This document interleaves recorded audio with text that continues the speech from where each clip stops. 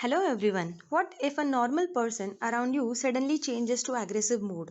It is easy to deal with such situation, but it becomes tedious when the same condition arises due to some insect or animal. Same thing happens with grasshoppers. They transform from harmless to very harmful phase. Nowadays, locust is a hot topic of discussion discussed everywhere. So let us understand the biological importance of locust. Locust is large, mainly tropical grasshoppers with great powers of flight. These are the representative locusts found in different parts of the world. Out of these, desert locust is economically important. Usually, these insects live solitary, scattered, and harmless life as grasshoppers. But under certain conditions, these grasshoppers becomes gregarious and form swarming locust. First of all, we need to understand the life cycle of locust. Locusts move through several phases such as egg, nymph and adult. Except egg, at every stage insect feeds actively. As shown in the figure, female adult lays eggs in the soil. On hatching, locust emerges wingless as a non-flying nymph, followed by fully developed winged adult. These adults can fly over long distances. A Russian scientist Boris Uvarov was the first one to study solitary and gregarious phases in grasshopper.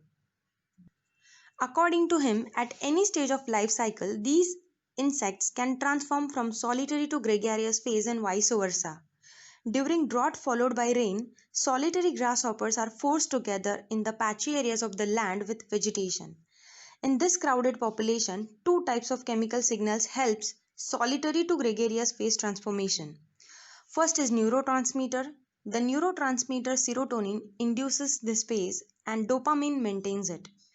Other one are the pheromones, which are synthesized by the gut bacteria and released by the locust in the surrounding.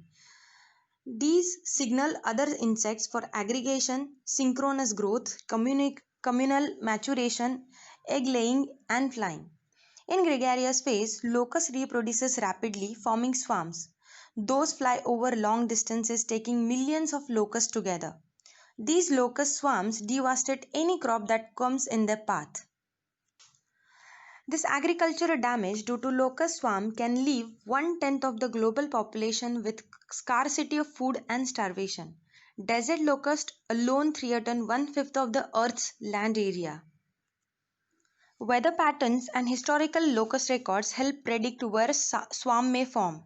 Similarly, detection of pheromones identifies upcoming gregarious phase.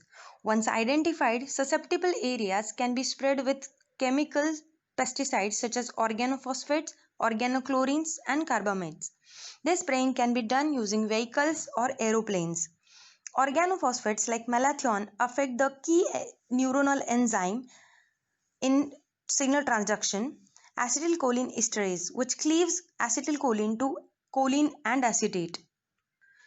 Organophosphate binds and blocks active site of esterase enzyme irreversibly, in turn hampering neuronal function in locust. Though these chemical pesticides are quick at their action, study of spraying such chemicals has shown their accumulation in higher members of the food chain. To reduce this adverse effect on ecology, people have tried olive leaf extracts with same mechanism as a organophosphates. Usage of extracted oil from tulsi, ban tulsi and cumin found to be toxic against the desert locust. Similarly, green mussel biopesticide composed of spores, entomopathogenic fungi, Metarhizium anisopoli can be sprayed. These fungus grows on locust, weakening the locust by toxin production, thereby making them easy prey for birds and lizards within 3 to 4 days of infection, or kills the locust in 6 to 10 days.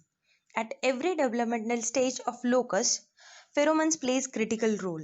By using chemical analogues of pheromones, we can stop their marching, make them disoriented, hyperactive, feed less on the plants, or induce cannibalism and fragment them into groups. Studies have shown that pacifestin-like protease inhibitors impede the growth of desert locust larvae by inhibiting the action of proteases in the digestive system of the locust, in turn leaving it starved for amino acids. In future, we can produce transgenic locust-resistant plants by inserting these genes into the plant's genome. Natural predators like birds, wasps, reptiles help control locusts. By using the same strategy, China in 2018 deployed the army of ducks against the locust. So, this was about the life cycle, behavior, and control measure of the locust. If you have any doubt, please post your question in the comment box.